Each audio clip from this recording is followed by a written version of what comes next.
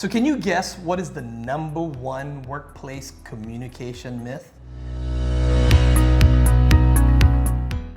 This is a big one here, business owners. Pay attention here. I'm here with Josh, Canada's #1 CPA and top business consultant.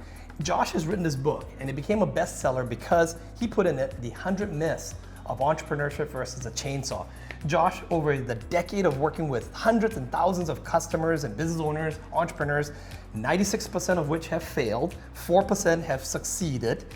This myth you wrote here says that you should make decision by consensus. That's the business owner who's asking his staff, what do you guys think? Should we do this or should we do that? And Josh, please dispel that myth. What should business owners be doing here? You've been saying this time and time again. I feel like this video is going to get the most dislikes of any video we've ever done. Right? Give us a thumbs up right now before you even listen. but that's okay, because you have to realize that only 4% of the population actually even owns a business. That's true. And only 4% of that 4% actually ever lasts 10 years. Correct. So like I say, most people are wrong about most things about business most of the time. Right? This is one of those things, Yeah. right? And consensus is rooted in our democratic system. Right. Right? And we think that, well, let's take a vote. Yeah, unless you're like Putin or something, or like, going back to the Russian Stalin or something, right? Marxism. And so we think that that is, the most purest form of decision making, right? Although that might be the best, the lesser of all evils for government, Yeah. right? It's not a great idea for your business, Yeah. right? Business is a benevolent dictatorship. Yeah. Meaning Okay? that. It is a benevolent dictatorship in that you care, but ultimately you make the decision, right? Let's take, consensus to an extreme, right? You own a steakhouse, and one person wants a prime rib, and the other person wants a ribeye. Someone else wants a pasta dish, okay? And someone else wants sushi, and then someone else wants a vegetarian dish. In a steakhouse? Do you know what that consensus menu is going to look like eventually? Yeah. It's not going to achieve your vision. Yeah. Right? And so this is the problem, right? And that might seem an example of polarity, but even at a lesser level, that's what happens with decisions made by consensus, that they don't follow a particular vision. And you're not saying not to listen to your employees. You're not saying not to let them have a voice in the company, your team members, and making them feel appreciated and heard.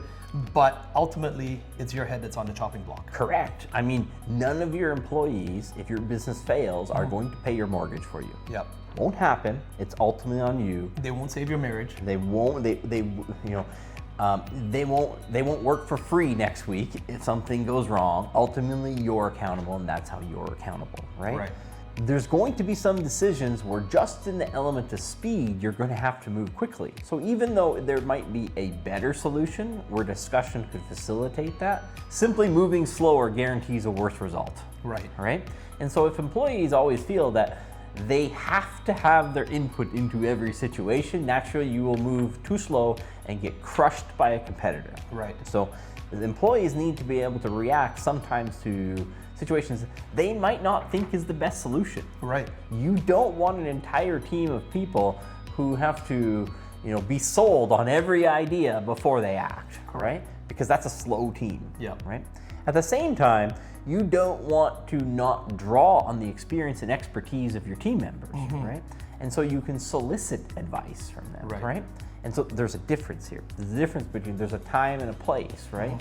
Is there a time that you actually have set aside to have one-on-ones with your employees? Yep. Okay, where you can solicit advice from them, right? Staff meetings, be careful with staff meetings, because some people will, They'll hijack that meeting and use it to push their agenda, right? they're going to, air grievances in the form of questions, but they're really grievances Yes, in a passive-aggressive way, and you have to know that and shut that down, right? Yep. There might be some group scenarios where you're legitimately all trying to figure this out as a group, right? That's different, right? Yep. As opposed to you have a plan of action you're rolling out to a group. Generally speaking, the advice that you're going to solicit from employees happens on, one-on-ones or smaller teams, meetings with management, right? Yep. You're going to try to understand what we do, and then you're going to roll it out as a group. And just also for clarity, Josh is not saying be disrespectful or talk down and condescending to your staff. Be respectful, be professional, but ultimately at the end of the day, let them know you're the quarterback. You know, you don't see on a football team the quarterback going, hey, to the linebackers or the running backs, or if you don't understand the sports analogies, but there's always a team captain. And they take a vote on the play. Yeah, they don't take time a vote. clock That's runs right. out, right? The quarterback just goes, boop, snap, I got to make a decision. Oh, it's a change of plan. We're going to throw the ball that way. It's exactly the way business is, right? If they didn't have that one guy, they'd run out of time. They'd just get crushed in time. But at the same time, there's a time and a place in practice where someone can say, hey, I think you should run this next time, right? Yeah, that's when they do the huddle later after the game and they talk about it. But the quarterback still makes that decision at the end of the day. That's right. So at the end of the day, it's a benevolent dictatorship in that you care, but you have to make the decision. Yeah. Sometimes you have to make the decision right now because speed is of the essence, and any decision, even a better decision, is worse because of the time involved. Yep. And sometimes you have the luxury to gather employee input in a respectful way. Yep. Don't let them hijack you, right? Yep. And then, hopefully sometimes you can make a better decision. But you can't be afraid to go against them. In that restaurant example, not everyone is going to get their way. You know what I mean? There is a best decision, That's right? true, yeah. There is a best decision. You got to figure it out. I do want to touch on one thing there, Josh. Yeah. Oh, but why didn't you go ahead and finish first? Well, the consensus is naturally not the best decision. It's a watered down version of the best decision, right? And so if you want to get input looking for that best solution, sometimes you might change it a little bit to suit yourself, right? Yeah. But ultimately, consensus actually isn't the best. Yeah. Right? Just like in sales and people not wanting to ask for the sale, I think a lot of business owners do the consensus thing because they're afraid to lose staff members. But that's only half of the problem. The reason why they're afraid to lose their staff members is because they probably don't have a pipeline of staff members coming in.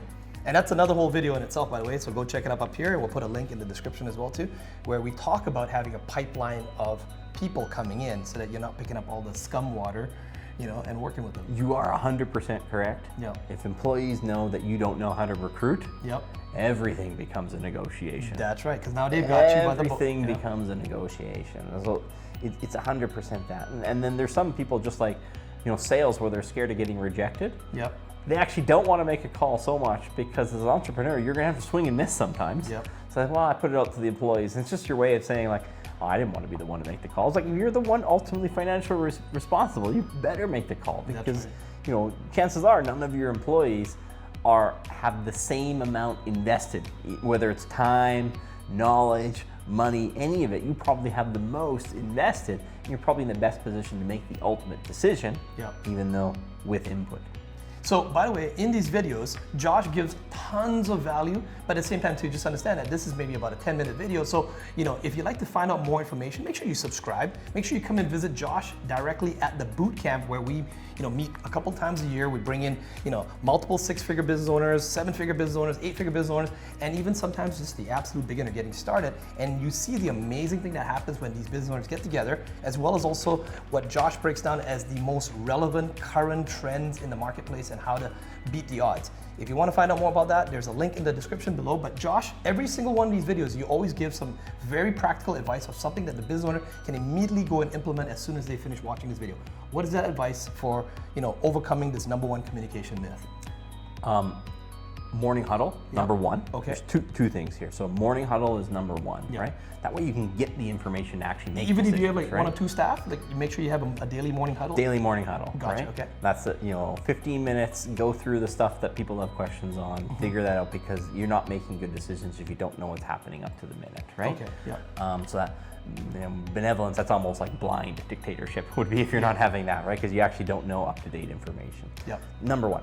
Number two is you want to have time set aside for one-on-ones. Okay. One-on-ones where you actually pull employees in, ideally yourself and another manager, and you go back and forth. Hey, what do you think? What do you need, right? What do you think's working? What do you think's not working, right? Yeah. And you're not making decisions, you're just gathering information. They're hearing, right? But they get in the habit of hearing, you processing, probably talking to other people, and then you coming out with a decision, right? And when they do that, they'll feel heard. It might not be exactly what they want, but they probably know that, hey, they listen to me and they listen to 4 other people. They probably respect you more. And they came up with this. And then sometimes when you have to tell them that, hey, this is how we're going, well, they're kind of used to you making decisions at that point, right? That's true. Because you didn't wind those 2 things into one. Do not do this by email. Right. Right? I mean, I think I have a rule, it might be a strange rule for some of you, I have a morning huddle every morning, right? Yep. The minute someone emails me, or in fact emails anyone on our team, it's we have a morning huddle. I go up to that person and say, if you want to keep working here, don't email anyone internally, bring it up at the morning meeting. That's what it's for, right? Yeah. The tone is so much different in emails. You don't have a chance for back and forth. It interrupts people. The opportunity to refocus is significant, right? You task switch so much, right? So that's not the way to do it. You have that morning huddle, people can ask questions, and you have that weekly to get a little deeper dive and get some more input from your employees. Okay, so make sure you have that one-on-one and also the morning huddles. That's a great way to overcome this myth here, and then to also, by the way, make sure you have your pipeline full of employees and people to recruit. Go find out in that other video above here. And with that, we'll see you in the next video.